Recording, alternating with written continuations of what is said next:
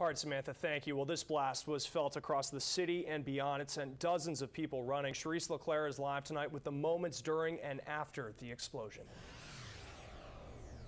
It was just massive destruction. Chris, when we arrived here on scene just seconds after that explosion, it was chaos. There was glass blown out all over the sidewalks from these storefront businesses. People were evacuating their apartments. Now, CBS 3 was with Mayor Dominic Sarno when he got the call about this explosion.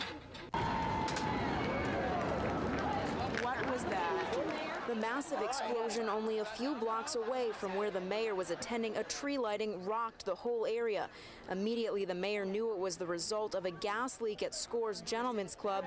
CBS 3 followed him as he arrived on the scene. From the first steps, it was clear the massive blast had impacted more than a dozen surrounding buildings. Boom! All the glasses went outside like a huge explosion. He owns Punta Cana along Chestnut Street, and he was inside as the explosion rocked this whole area, spreading shards of glass along the sidewalk and streets. It was crazy. I'm too shaking.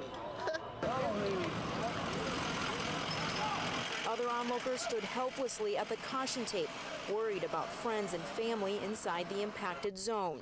I know some friends of mine that are working near around the area, and I happened to hear the explosion all the way over in Oak Grove by Bay Street, and I came down to see how everybody was. This group of friends is visiting from out of town. They were just steps away when the explosion happened. And it felt like it was an impact, and it felt like the roof was just going to cave in on us, and we shook. This black hole is where Scores stood not an hour before this shot was taken. This man was one of the first to arrive after the explosion. Asked people what happened, they didn't know. I went down the street, they said that the building Scores had blown up and that it was completely gone, and that about 55 people were in the building at the time. Now more than a dozen surrounding buildings are significantly damaged. Police say they have a looting prevention squad on the streets to protect these now damaged businesses, but this explosion will impact the area for weeks to come. Oh my God. Look at my business now. Our business. Wow.